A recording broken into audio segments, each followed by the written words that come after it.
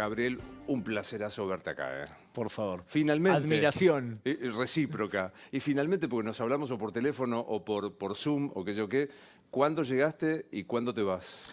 Hace horas, y me voy dentro de una semana, el 14, y lo más interesante, no sé si la audiencia nos ve parecidos. Mis hermanos dicen que somos parecidos. Pensé que vos sos más fachero, mucho más joven, por cierto, así que... No estoy seguro, ¿eh? No sé si te ayuda la comparación.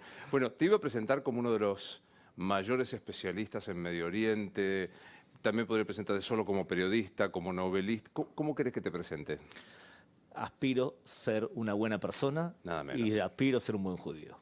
Bueno, empezamos por esto último porque creo que lo que pasa allí en Israel es muy conmovedor.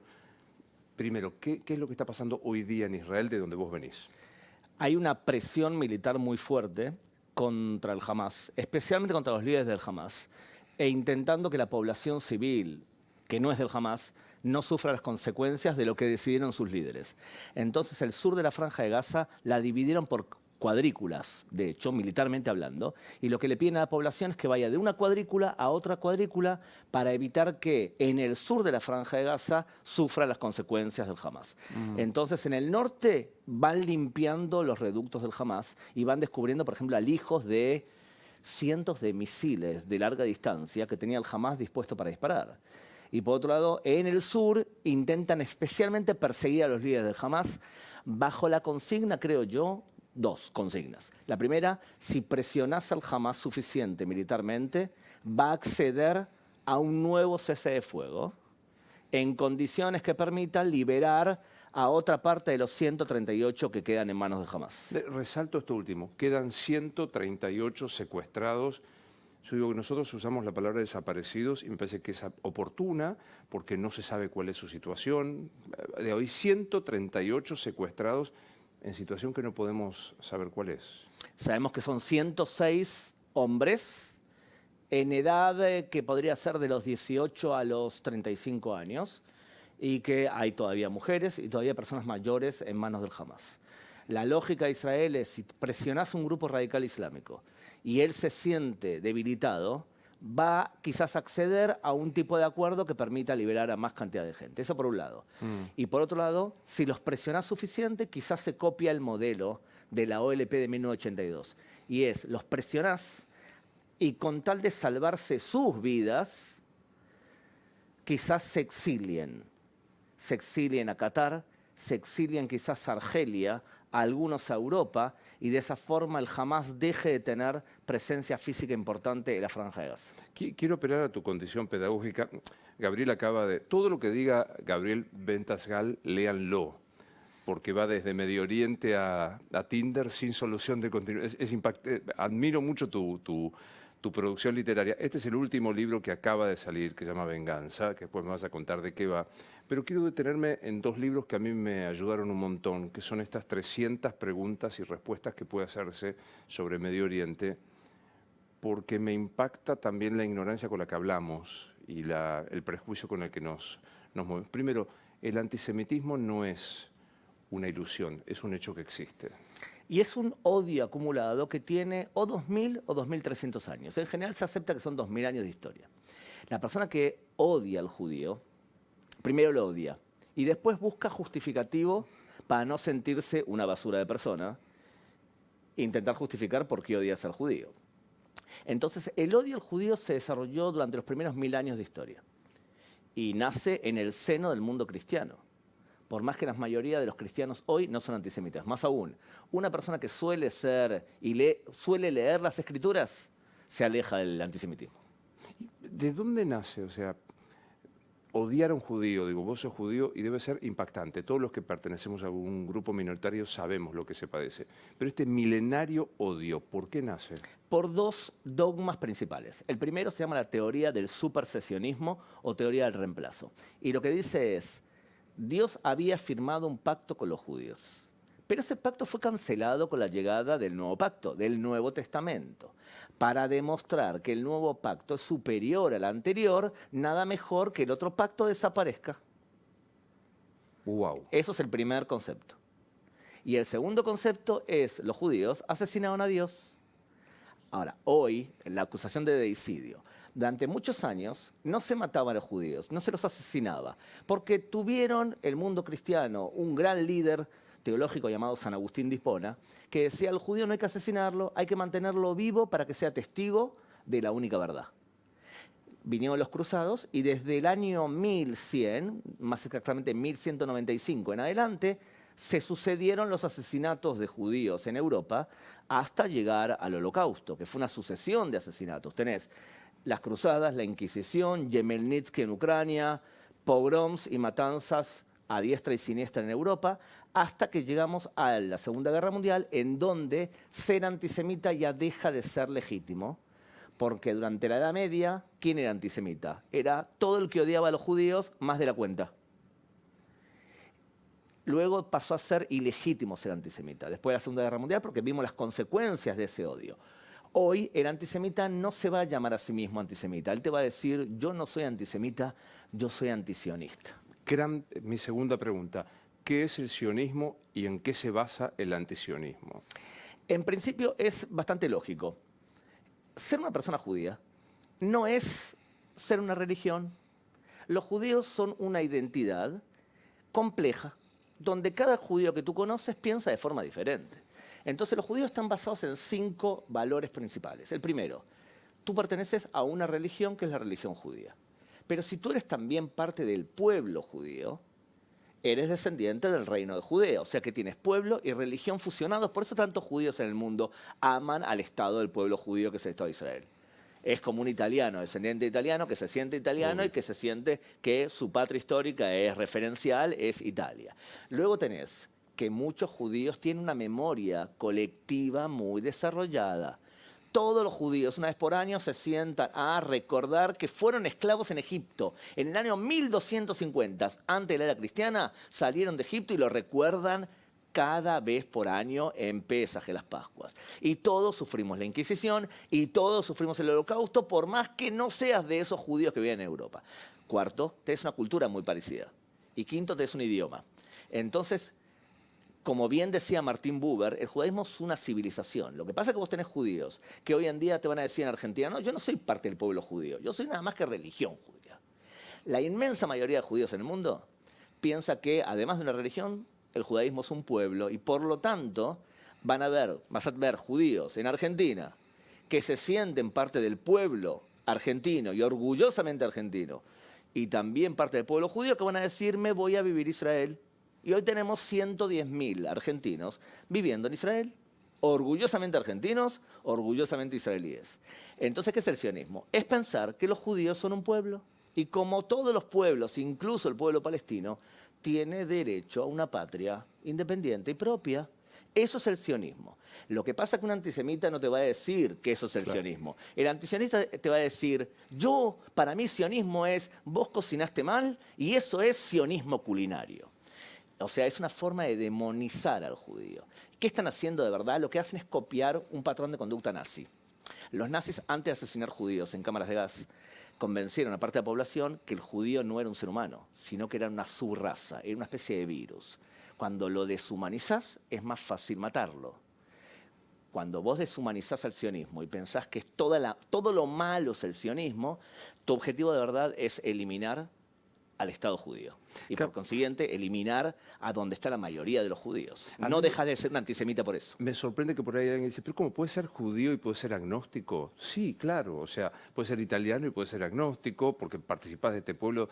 Es así, estoy diciendo bien. Totalmente. Cada judío le tienes que preguntar, a ver, de las 5 variables que te acabo de decir, ¿con cuál te identificas? ¿Qué eres tú?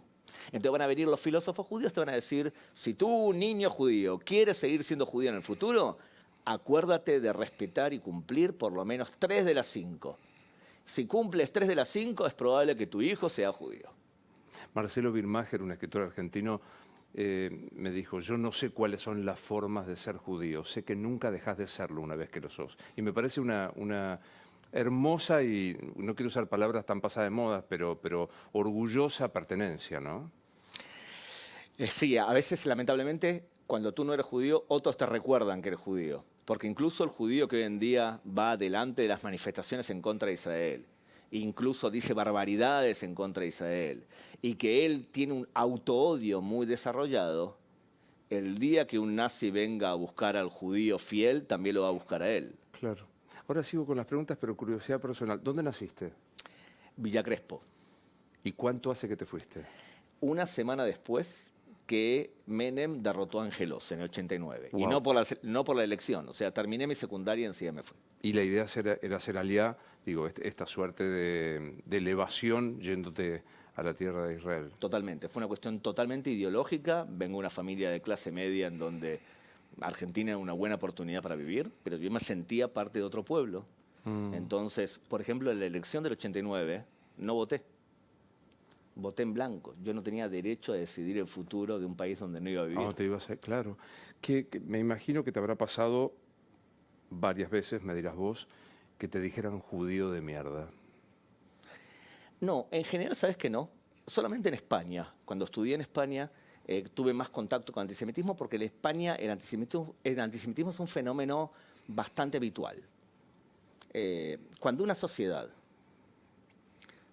especialmente las personas cultas, sufren de antisemitismo, ya te explica mucho sobre la esencia de la sociedad. En España, por ejemplo, tú no vas a encontrar de los clásicos, de los literatos clásicos, salvo Cervantes, no se salva ninguno. Quevedo escribió textos antisemitas Wow. terribles. Lope de Vega escribió una novela donde explica al niño que fue asesinado por los judíos para sacarle la sangre como los liberos de sangre. Beckett, una cosa de locos. No se salva nadie. Entonces te das cuenta de que en España estás más expuesto a eso. Entonces en España tuve más exposición. Lo que sucede es que yo en general, tampoco cuando discuto con alguien, no le permito a una persona que se atreva a insultar por el hecho de yo ser judío. Por ejemplo, un periodista en Venezuela. Empezamos una entrevista y me dice, Gabriel, ¿por qué los judíos tienen derecho a una patria propia? Yo le decía, ¿por qué te tengo que responder algo así? Me dice, no entiendo. A ver, yo pertenezco al pueblo judío, tengo 3.850 años de historia. Tú eres venezolano, hace 200 años que existes. Yo te llevo 3.650 años de historia. Que me lo pregunte un japonés, un chino. No me lo preguntes tú que acabas de nacer. Entonces yo creo que una de las cosas importantes es que tanto como argentinos como judíos sepamos bien quiénes somos y no permitamos, no importa qué valor defiendas, hay límites que no se deben pasar y que no estoy dispuesto dialécticamente que alguien los pase. Y aparte me parece que hay límites que no tienen condicionantes. Yo siento que hay un sí pero, ¿no? Y que parece que es complicidad o profunda ignorancia, me cuesta creerlo, o complicidad. 7 de octubre 2023, un grupo de terroristas ingresa, masacra a 1.500 personas, secuestra a 200 y tantas, viola niñas, veja chiquitos y demás. Ah, pero lo que hizo Israel con el pueblo palestino, ¿puedes contestar a eso? Sí, lo que pasa es que filosóficamente esto está sustentado en toda una forma de ver el mundo. Para los latinoamericanos y en las academias latinoamericanas y buena parte del periodismo, nos educan que los conflictos son por cosas que se pueden medir y que son tangibles, materialistas. Los conflictos siempre son por tierras, por agua, por petróleo, por poder. ¿Bien? Entonces cuando alguien te dice, ¿y por qué atacaron? Y claro, atacaron, pero atacaron porque Israel ocupa territorio palestino o les roba el agua. Tienen que tener una explicación que tenga que ver con lo materialista. ¿Y eso de dónde surge?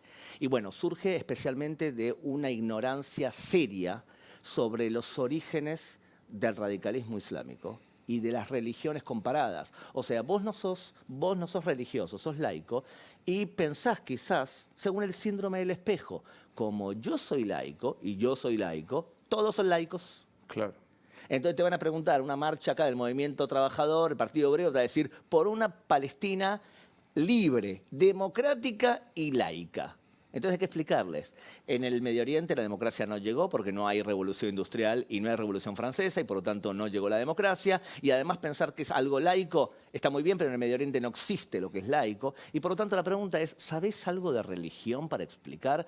Porque te puedo asegurar que el terrorista cuando fue a asesinar a judíos no gritó ocupación, ocupación, quiero agua. Gritó Allahu Akbar.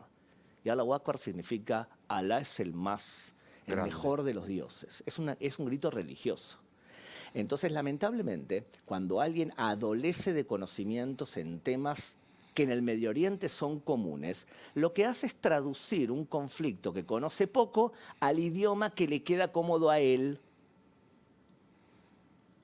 El radicalismo islámico como fenómeno surge principalmente en la Primera Guerra Mundial, en donde Occidente conquista el Medio Oriente y conquista el último imperio musulmán, el imperio turco-otomano. Cuando los conquista, los musulmanes, que estaban convencidos que eran la única verdad, porque al igual que el cristianismo tenía supersesionismo, el islam también. No lo llaman supersesionismo, se llama la única verdad es din al-haq, la ley que rige, y todas las leyes las leyes cristianas y judías son din al-batil, leyes anuladas.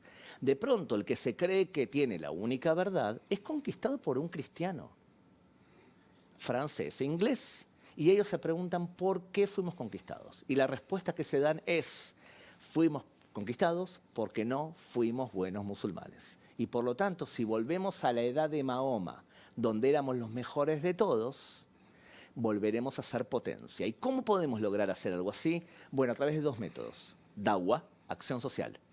Abrir una mezquita, convertir a cristianos a musulmanes, organizar un mundial de fútbol, pagarle 4.700 millones de dólares con dinero de Qatar, que es alguien que hace dawah habitualmente, o sea, acción social, a las universidades de Estados Unidos.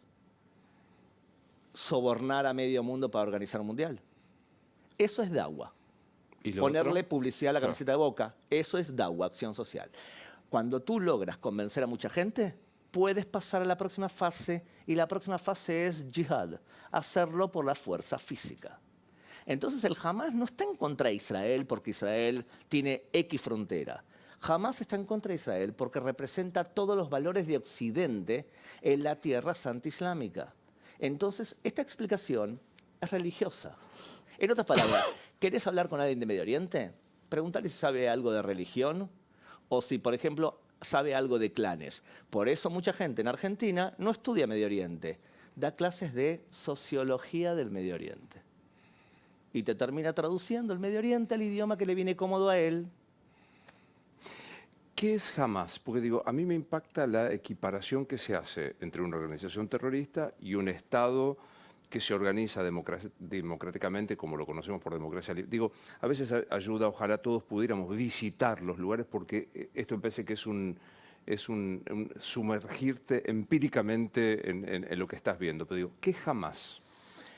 ¿Te acuerdas cuando te conté que los musulmanes locales reaccionaron ante la ocupación británica y francesa diciendo, y estos nos trajeron una cultura que es ajena a nosotros, a Occidente? Uno de ellos, en Egipto, en Ismailía, llamado Hassan el-Banna, en el año 1928, Hassan el-Banna dice, esto hay que cambiarlo. Vamos a levantar centros comunitarios para convencer a la gente de volver al siglo VII. Se llaman los hermanos musulmanes. Los hermanos musulmanes evolucionaron durante muchos años e hicieron mucho tiempo dawah, acción social. En los años 60 tuvieron un líder llamado Said Qutb que dice, hay que asesinar a los occidentales, pero hay que asesinar también a los musulmanes que actúan como occidentales. Y Said Qutb tenía un hermano, que el hermano tenía dos alumnos, uno llamado Ayman al-Zawahiri, el líder de Al-Qaeda, y el otro Osama Bin Laden, el que pagaba. Esos son los hermanos musulmanes. Los hermanos musulmanes en la Franja de Gaza, en el año 85 al 87, cambian de nombre y pasan de la dawah a la acción bélica. Se llaman Hamas.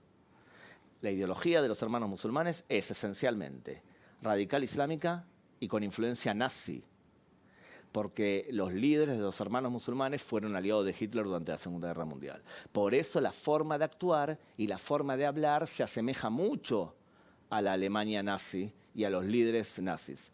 En la carta de fundación del Hamas repite argumentos nazis y argumentos radicales islámicos.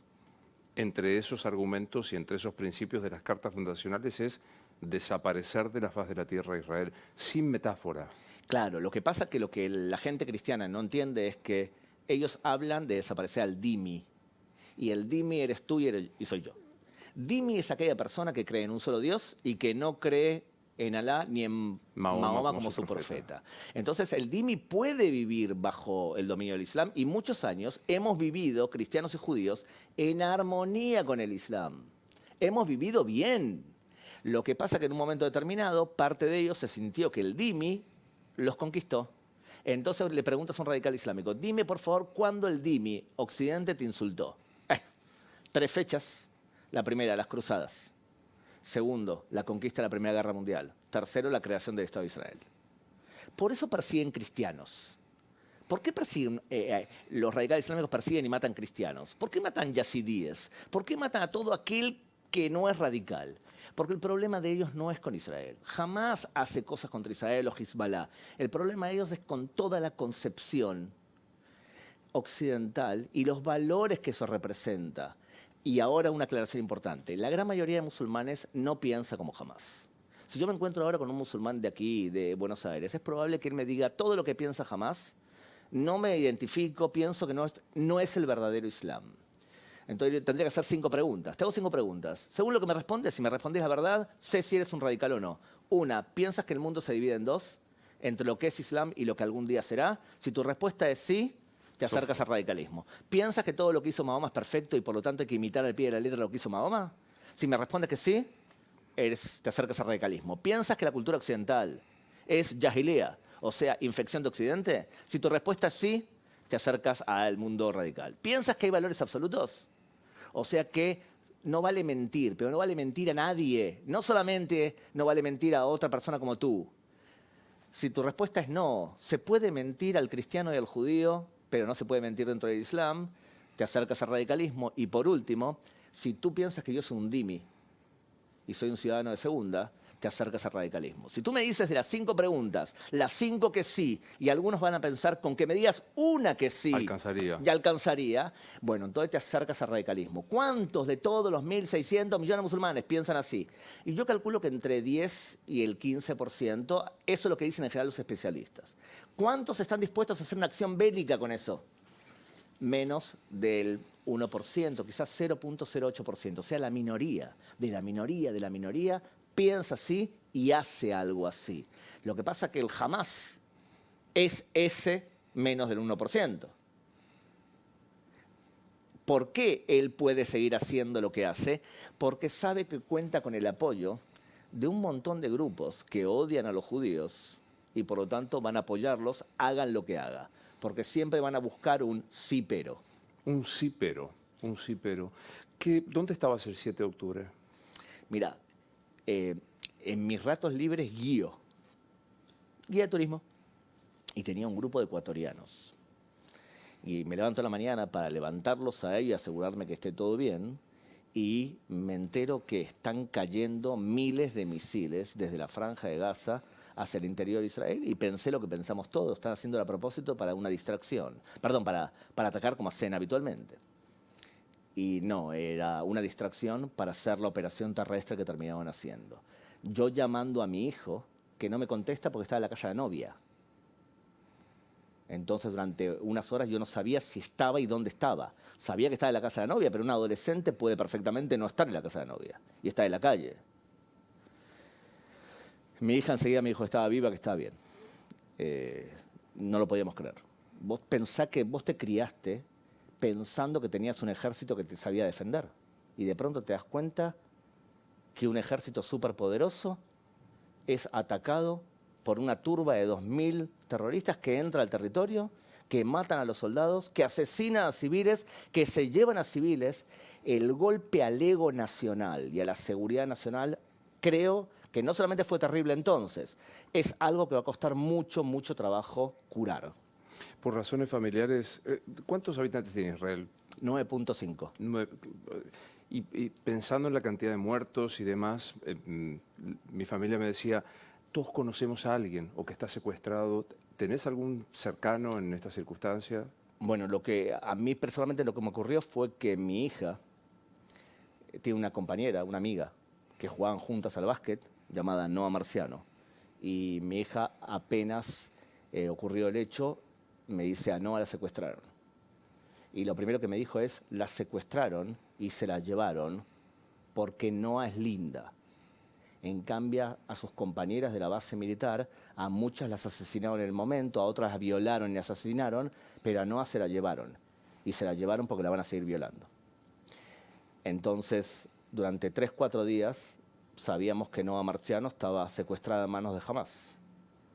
Y fue la segunda en ser revelada, como que el cuerpo fue encontrado al lado del hospital Shifa en la Franja de Gaza.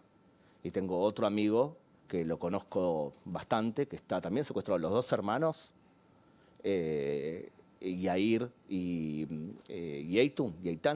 Eitanor, están en manos del Hamas. Es verdad, los conocemos a todos. Siempre hay alguien que conoce a otro y no creo que haya una sola familia que no esté en duelo por alguien que perdió o por alguien que está robado en manos de Hamas. Vos sos un tipo brillante. ¿Cuántas carreras universitarias cursaste? Ahora estoy estudiando la 7ª. Apenas 6. Terminaste 6. ¿Qué son cuáles, de paso? Ciencias políticas, estudié, relaciones internacionales y me di cuenta de mí a morir de hambre. Dije, no, pues, con eso no voy a vivir. Entonces me prometí a los 23 años que si quería sobrevivir tenía que estudiar una carrera por década. De forma constante, disciplinariamente, una carrera por década. Entonces estudié Islam, por supuesto, y Relaciones Públicas y el doctorado en Relaciones Públicas y Publicidad. Estudié otra carrera de publicidad y después guía de turismo. Supongo que te habrás topado en los estudios universitarios con una gran cuestión filosófica, es si el hombre progresa. Hay un texto de Hannah Arendt que es muy impactante. Viendo esto con Noa o con los secuestrados y demás, pues digo, la brutalidad, el retroceso humano, ¿hay progreso? Totalmente. Totalmente.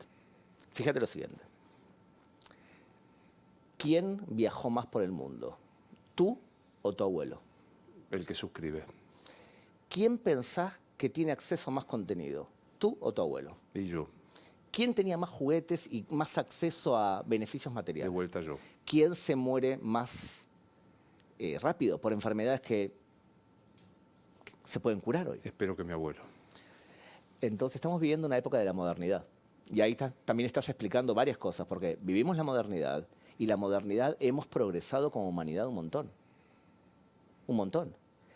Aquella persona que perdió su brújula moral y su referente con la caída del muro de Berlín, te va a decir, yo soy posmodernista, voy a destruir la modernidad y para eso voy a aliarme con los premodernistas, con el radicalismo islámico. O sea que la alianza entre la extrema izquierda y los radicales islámicos es completamente ilógica. Odian la modernidad y todos los valores que nos hicieron progresar como humanidad. Ahora, por supuesto que hay claroscuros, hay momentos en donde retrocedemos un paso. Pero a nivel general, la humanidad avanza porque aprendemos cosas de nuestros mayores. Aprendemos valores que antes eran impensables. O sea, vos pensás lo siguiente, ¿podrías casarte en Argentina con tu pareja hace 30 años? No. ¿Y entonces? ¿Por qué hoy en día a buena parte de la humanidad lo que tú hagas es problema tuyo y yo no pienso juzgarte ni meterme en tu vida? Hemos progresado muchísimo a pesar de lo que te acabo de decir ahora, a pesar de que sufrimos el atentado. Incluso, te digo, mi país se creó en el año 48 y desde entonces hemos firmado la paz con Jordania, con Egipto, con Emiratos Árabes, con Marruecos, casi con Sudán, con Bahrein. Y vamos a firmar un acuerdo de paz con Arabia Saudita, es evidente. Y vamos a firmar otro acuerdo de paz con Omán. Desde el punto de vista más aún histórico, ¿te acordás un momento en donde el pueblo judío haya estado mejor que ahora? No. Nunca. Un israelí promedio, estamos cobrando de sueldos promedio $56.000 Al año. anuales. Reservas de $200.000 millones en el Banco Central. Yo no puedo quejarme. Incluso por lo que me pasó, lo que tengo que hacer es aprender de lo que pasó, levantarme y seguir adelante, porque vivís una sola vez y no podés darte el lujo de pensar quién fue el que me provocó esto y odiarlo por eso y todo el tiempo no avanzar, o bien meterme adentro mío y decir, yo tengo que seguir produciendo. Para beneficio de la humanidad tenés que seguir produciendo. Dijiste, la extrema izquierda y los radicalizados se unen. lo traigo brutalmente a la realidad argentina. Impacta que, al menos, vos me vas a decir, no es novedoso, pero impacta que la izquierda, día después del 7 de octubre, la candidata a la izquierda se niega a repudiar el atentado terrorista. ¿Cómo lo explicás? Porque el punto de partida muchas veces nuestro es que la izquierda tiene una aureola de intelectualidad. ¿Cómo puede ser que alguien que supuestamente es moral diga algo como lo que están diciendo? Y yo te voy a decir dos cosas. Lo primero, que la extrema izquierda en general es tan analfabeta como la extrema derecha. Y la aureola es totalmente injustificada. Tenés gente que realmente no sabe dónde está Jerusalén. Todo lo que te expliqué de radicalismo islámico es quechua para muchas de las personas que salen con la banderita. Entonces, hay un analfabetismo importante. Eso por un lado. Y segundo, el hecho de que una persona tenga un nombre, un título que diga yo soy parte del movimiento feminista o soy parte de defensora de los derechos humanos, a mí no me dice nada. ¿Querés preguntarle a una persona su esencia? Preguntale 4 preguntas para mí, quizás 5, 4. Preguntale qué opina sobre la diversidad sexual. Preguntale qué opina sobre las personas de color. Preguntale qué opina sobre las mujeres. Preguntale qué opina sobre los judíos y muchos te van a decir preguntale qué opina sobre los animales. Según lo que te responda, puede tener un cartel jefa de la Comisión de Defensora de Derechos Humanos y ser sin duda un retrógrado, por más que el nombre diga que supuestamente defiende los valores universales. Ahora, permitime el ejemplo banal, ¿no? Pero a mí me impacta que mujeres autopercibidas de izquierda se solidaricen con un régimen que no cree que las mujeres sean iguales que los varones y que probablemente podrían lapidarlas o asesinarlas si no cumplen una ley religiosa absolutamente dogmática. Porque la base de eso tiene lógica racional para el que la defiende. ¿Y cuál es la lógica racional? En los años 90, especialmente en Los Ángeles, se desarrolló el principio de interseccionalidad. Y el principio de interseccionalidad dice que el mundo está dividido entre los jodidos y los jodedores. No se dice así exactamente, porque la academia no te van a decir algo así, pero los que son los damnificados y los hegemónicos y los perjudicados. ¿Quiénes son los perjudicados? Todas las mujeres son siempre las perjudicadas. Todos los grupos LGTB+, son todos siempre los perjudicados. Todas las personas de color son siempre los perjudicados. Todos los palestinos son siempre los perjudicados. ¿Y quiénes son los dañadores? Bueno, todas las personas blancas son malos por esencia. Todas las personas hombres son malos. Todos los judíos son malos. Todos los católicos son malos. Entonces lo que te va a decir con alguien que defiende la interseccionalidad es tenemos que defendernos de manera incondicional entre todos los perjudicados. Porque ellos, los malos, siempre se unen. Entonces para ellos es completamente natural que una persona que pertenece a un grupo LGTB aplauda a Irán o que una feminista no abra la boca cuando se violó a mujeres en la frontera entre Israel y la Franja de Gaza y cuando un terrorista le cortó un pecho a una mujer y empezó a jugar con el pecho como si fuese un balón. Y tú te callaste la boca. Y no fue un grupo de mujeres, el grupo de defensa de mujer de la ONU se expresó sobre el tema un mes más tarde del hecho, diciendo que tenía mucha preocupación por el futuro de la mujer palestina en la Franja de Gaza. Sí, sigue parecido. Yo te súper seguí en el razonamiento y lo aprendo con vos. Sigue siendo muy impactante que una mujer que sabe que podría ser objetivamente lapidada defienda esto, o que un varón gay que puede ir al Pride más grande del mundo y más festivo, que es el de Tel Aviv, y no podría pisar estos territorios, me sigue pareciendo como un nivel de hipocresía, no sé cómo decirlo, impactante. Porque el punto de partida muchas veces es, ¿te acordás del síndrome del espejo? Sí. Como vos sos un tipo moral y sos un tipo racional, pensás que todos son iguales. Para vos. Es no coherente, es incoherente lo que están haciendo. Y te parece inmoral. No todos piensan igual. Entonces la pregunta es si vas a ponerte a discutir sobre qué ocurrió o no ocurrió racionalmente con alguien o lo vas a exponer. Por eso yo creo que es más importante exponer a alguien, y te voy a citar algo que acabo de ver en El Encargado, segunda temporada. Lo acabo de ver. En un momento, Eliseo, el personaje principal, dice muchas cosas que tienen distintas connotaciones, pero dice un momento, dice, ah, odio a los que trabajan de ser gente buena.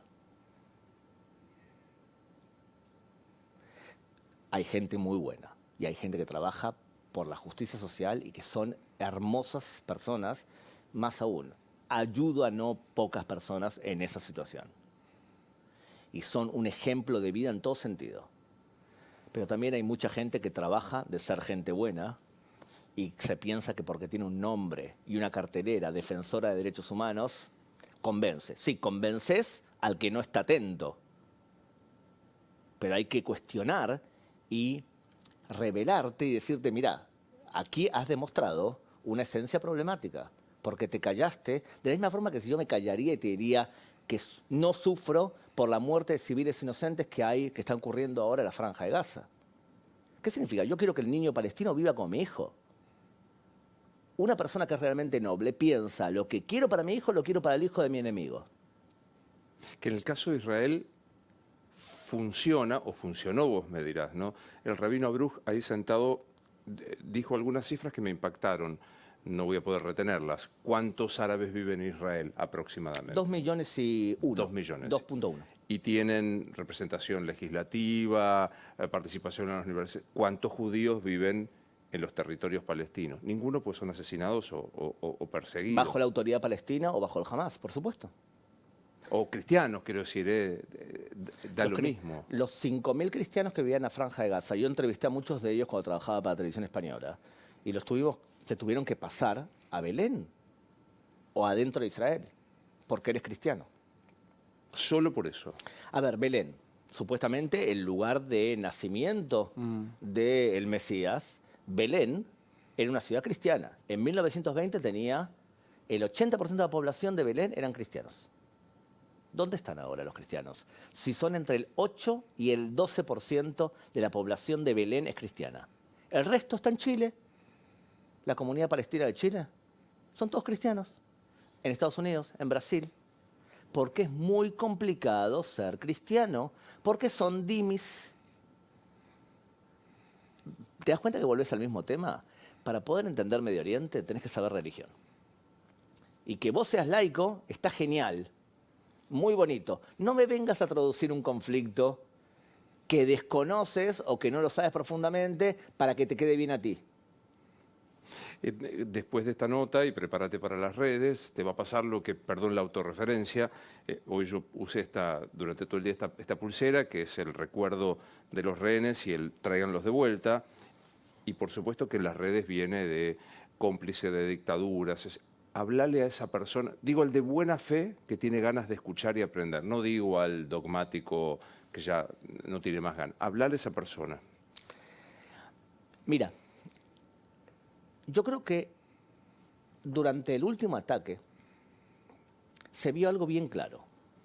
Vos cuando querés lograr algo en tu vida, tenés que tener una intención determinada. Vos cuando viniste a Buenos Aires y querías hacer carrera profesional, quizás la empezaste ya... Grande. Claro. Cuando te decidiste a seguir tu carrera, decidiste, yo quiero hacer esto, me hace bien el alma. Siento que no estoy trabajando y me pagan encima. Pero para poder lograr eso tenés que tener cierta capacidad. Entonces vos seleccionás desde toda tu personalidad cuál es la capacidad correcta para poder tener un éxito. Entonces tenés que tener intenciones y capacidades. El Hamas declara su intención de borrar del mapa a los judíos y a los cristianos. En este caso, a los judíos. ¿Tiene la capacidad para hacerlo? Bueno, no la tiene, por suerte. No tiene bombas nucleares, no tiene misiles con GPS, tiene una cantidad de armas, pero tiene la intención. No tiene la capacidad. Y cuando tuvo la capacidad, la tuvo durante 7 horas que atacó a Israel, y en esas 7 horas, fíjate lo que hizo. O sea, que tiene la intención y no tiene la capacidad. Los nazis tenían la intención y tenían la capacidad también. No tuvieron suficiente tiempo para lograr sus objetivos. 6 millones. Claro. Pero querían matar a todos, hasta el último niño y mujer judía. El Estado de Israel tiene la capacidad bélica para en cuestión de segundos erradicar la presencia, no solo de los palestinos, sino también de mucha otra población en el Medio Oriente. tiene la capacidad bélica para hacerlo. No tiene la intención. Le avisa a los palestinos que se vayan de sus casas porque no quiere que muera nadie. En la medida de lo posible, evitar que mueran inocentes. Le tiran papeles para avisarles, váyanse de sus casas. Le mandan mensajes por teléfono. Han desarrollado, por ejemplo, tipo de armas especiales que son pensadas para evitar que muera un inocente. Por ejemplo, bomba en el techo. Bomba en el techo es una técnica que disparás algo que parece una bomba, pero no explota. Hace ruido. Le indica al objetivo militar que tiene 10 minutos para desalojar. No hay ningún ejército del mundo que haga eso. Entonces, fíjate, lo que hay es, vos tenés a uno que tiene la intención y no tiene la capacidad, jamás. Y vos tenés a otro que no tiene la intención y tiene la capacidad. ¿Vos realmente estás apoyando a alguien que tiene la intención que tiene el Hamás? ¿Bajo qué argumento? ¿Qué excusa? Y además, ¿cómo puedes dormir tranquilo? Porque si vos realmente sos pro-palestino, y créeme que yo lo soy, me quejo cuando el niño palestino es educado a odiar o es educado a ser un yahid, un mártir. ¿Qué tipo de persona puede convivir con eso? Déjame detenerme ahí un segundo porque me parece muy interesante. Yo soy pro-palestino y asumo que sos defensor del derecho a la existencia del Estado palestino. Digamos, que esto a la inversa no se da. ¿Me contás eso? El pueblo palestino es un pueblo relativamente nuevo. Es un pueblo creado en la última etapa del Imperio Otomano y que no tiene un bagaje histórico como el pueblo judío, porque los palestinos no son los filisteos. Los filisteos vinieron de Creta, tenían la cultura minoica, eran paganos. Los palestinos no tienen nada que ver, son musulmanes, hablan árabe, vienen de la península arábiga, o sea, es otra cosa completamente diferente. Lo que pasa es que el nombre Palestina fue inventado por los romanos para humillar a los judíos. Año 135, Adriano, emperador romano, dice, muy bien, estoy cansado que los judíos se rebelen contra nosotros, vamos a cambiarle el nombre a Judea y vamos a llamar Siria Palestina. ¿Por qué? Porque en la Biblia judía aparecía que el enemigo de los judíos, ¿quiénes eran? Los filisteos. ¿Cómo se llamaban a sí mismos los filisteos? No sabemos. La palabra filisteo viene del hebreo polesh, el invasor. Los judíos llamaban a los filisteos invasores. ¿Cómo se llamaban ellos mismos? No sabemos. O sea que el nombre filisteo se lo pusieron los judíos y los romanos lo agarraron. Entonces, el nombre Palestina no existía porque además no podés nombrarlo. Una persona que habla árabe no te va a decir Palestina porque la P en la palabra no suena. O sea, ¿te imaginás que cómo hacer dueño de un territorio que no lo podés nombrar? Es como que yo te diga que soy dueño de Argentina. Entonces, eso no significa que no sean un pueblo hoy. Se sienten pueblo. Ahora escuché lo siguiente. ¿Viste que yo todo el tiempo te hablo de religión? En el judaísmo tradicional, la tierra es menos importante que la vida. ¿En qué caso un judío puede entregar su vida?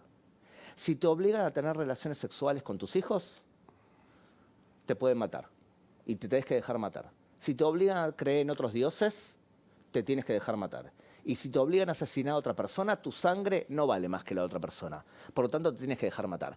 En esas tres circunstancias, un judío puede entregar su vida. ¿Por tierras? De ninguna manera. Y por lo tanto, si yo tengo que ceder territorio que considero que históricamente puede ser que pertenece al pueblo judío, lo voy a hacer. ¿Para crear un Estado palestino? Por supuesto que sí. Lo que pasa es que hay que ser bastante obtuso para no darse cuenta que el objetivo principal de los palestinos a lo largo de la historia no ha sido crear un Estado propio, ha sido que los judíos no lo tengan. Y entonces se explica un montón de conductas que tiene que ver con, no me importa mi vida, mi futuro y mi progreso, lo que quiero es que ellos no lo tengan. Eso es un problema. Si vos educás a tu hijo a eso, cuando termine el conflicto con los judíos, se van a matar entre ellos. Y si nosotros como israelíes educamos a nuestros hijos a odiar al palestino por el hecho de ser palestino, es un precio educativo que vas a pagar un precio existencial. Y yo no estoy dispuesto a pagarlo. Por lo tanto, si mi ministro, y hay algún que otro ministro del Estado de Israel, dice hay que atacar a los palestinos indiscriminadamente y matarlos a todos, no se ejecuta ni nada por el estilo así, pero él no me representa. Porque está enojado, enojate en tu casa. No vengas a educar a un niño que hacer eso está bien. Porque es inmoral. Gabriel, ¿quién sos vos? Mira, ¿sabes qué? Cuando me fui a Argentina, había negado toda mi historia argentina. Era como que era algo pasado. era algo diaspórico.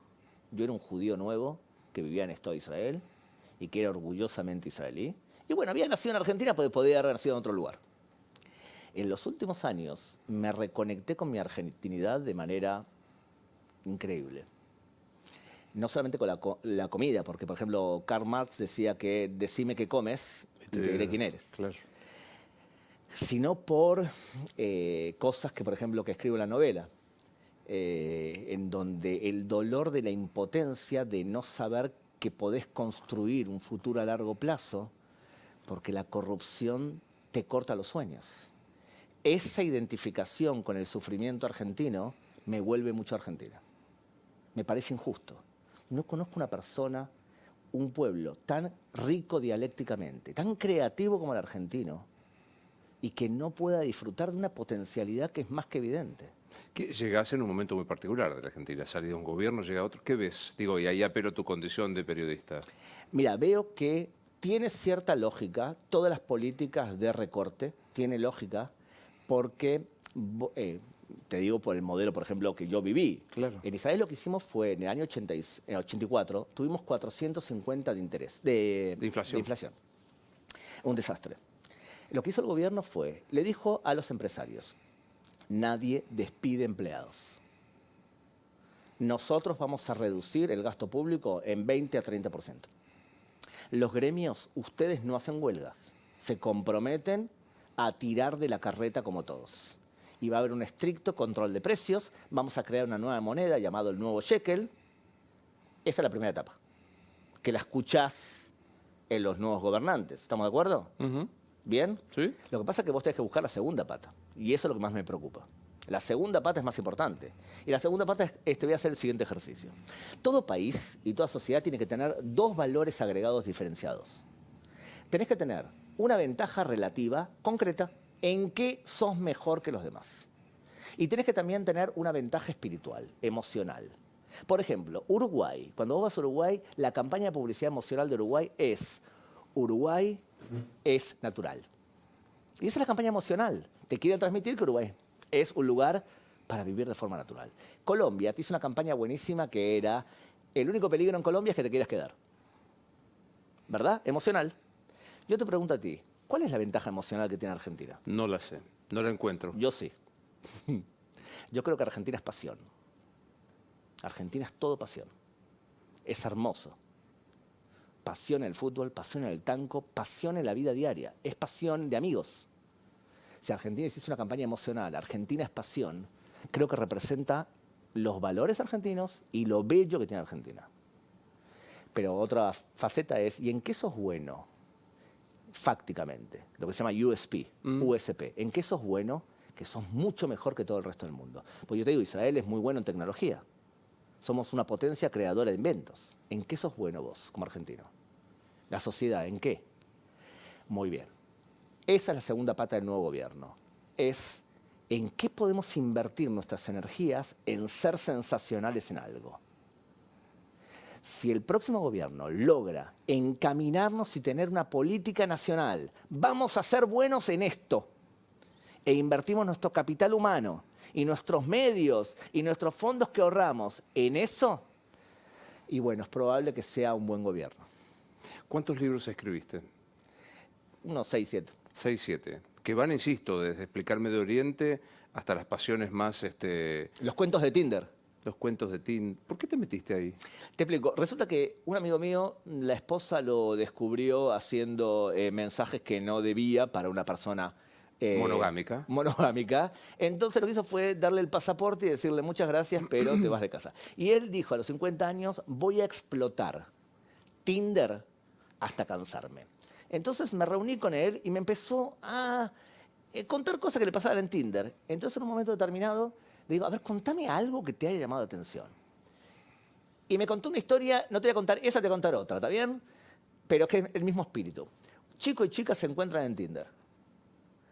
Se encuentran y van a bailar y durante la noche se van a la universidad en donde ocurrió este evento y en la universidad hay una pequeña cocinita. El chico quedó enamorado de la chica o le gusta y la quiere sorprender a la mañana, después de haberse citado por Tinder.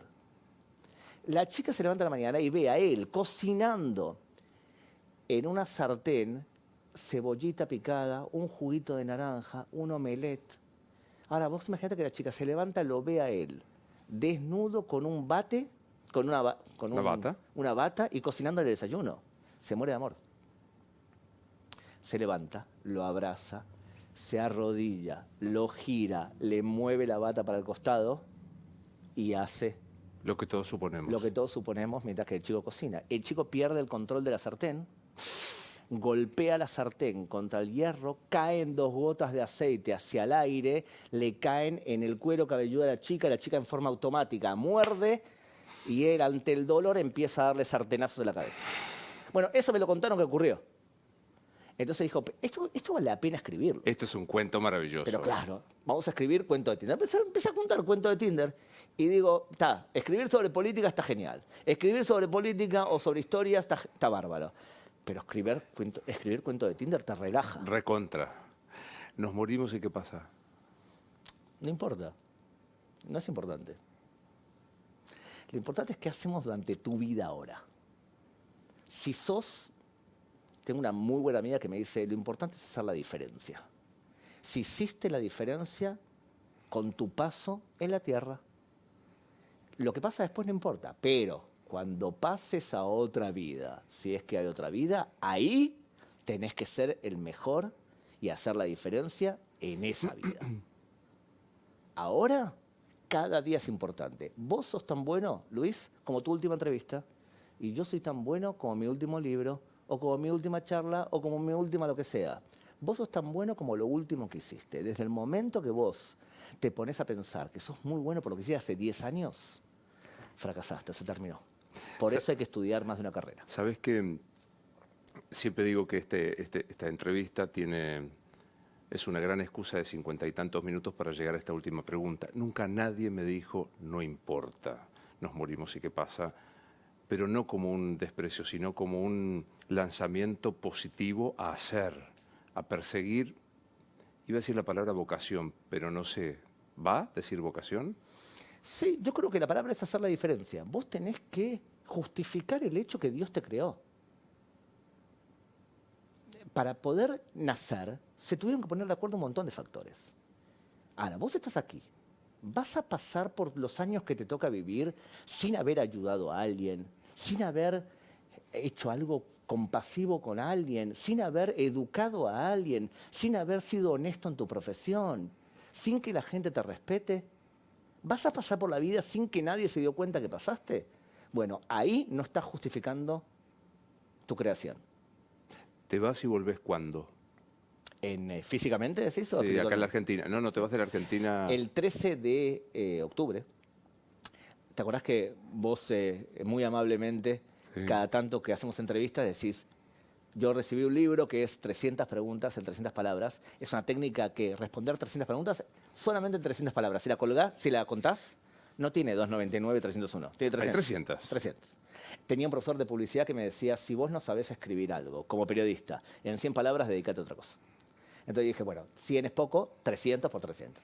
Lo que pasó fue que ese libro tuvo éxito, mucho éxito, me pidieron urgente una versión actualizada. Entonces mi editora me dijo, lo haces.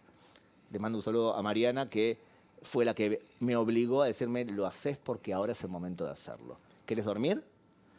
Dormí después. Claro. Ahora tenés que hacerlo. No, porque iba a hacerte esta pregunta, imagino que te vas a ir. Mirá, el 13 de octubre es el lanzamiento en el Teatro Hebraica El 13 de octubre de la versión nueva del libro. ¿2024? Claro, ahora. No, Tre- estamos en diciembre. 13 de diciembre. A Pero las digo, 7 horas en el Teatro Hebraica, 13 de diciembre ahí vamos a estar. Pero después te vas a Israel y tenés pensado volver más o menos ¿cuándo? en marzo. En marzo podremos sentarnos a hablar, ya te estoy invitando, y decir, el 7 de octubre terminó con los rehenes en casa y con un intento de vivir en paz y en democracia. Probablemente no, porque probablemente lo que ocurra es que Israel erradique la amenaza física de Hamás y es muy probable, creo yo, que haga algo parecido con la amenaza física más grande, y es la de Hezbollah. Hezbollah tiene 200.000 cohetes y tiene 100.000 soldados y tiene presencia en América Latina muy seria. Entonces la amenaza de Hezbollah es mucho más grande. Yo no creo que el ciudadano israelí de a pie quiera seguir viviendo con la posibilidad que le hagan lo mismo del 7 de octubre, pero desde el norte. Por lo tanto, creo que esto va para largo, ¿eh? No va a ser un evento corto, va para largo y va a ser lento, medido, pero largo. Pero ¿querés despedirte con algo esperanzador? No tengo la menor duda que Arabia Saudita e Israel van a firmar un acuerdo de paz. Uy, ojalá. La menor duda. Que así sea. Bueno, me quedó hablar esto de la presencia de Hezbollah aquí en nuestra triple frontera. Me quedó un montón, así que no te quedará más remedio que volver. ¿Cómo decirle a Luis Novarecio que no? No hay modo. No hay modo. De verdad, un verdadero placer. Ha sido un gran gusto conocerte. Gracias por venir. ¿Sabías que el precio del oro nunca había estado tan alto? Es el momento de hacer valer tu oro, alhajas, relojes, brillantes, monedas de oro, lingotes. ¿Dónde? En Joyería El Tasador. Joyería El Tasador, buena gente, expertos técnicos que tasan en el acto y pagan en efectivo. Joyería El Tasador, tenés que llamar de nuestra parte al 0800-222-8273 en la sucursal de Corrientes. Y Pueyrredón paga en el gramo de oro hasta 61.000 pesos. Joyería El Tasador, toda una vida dedicados a las joyas. Pensá vender al mejor precio. Visitanos. Joyería El Tasador, Avenida Corrientes 2810, esquina Pueyrredón. Joyería El Tasador, tu tasador, mi tasador.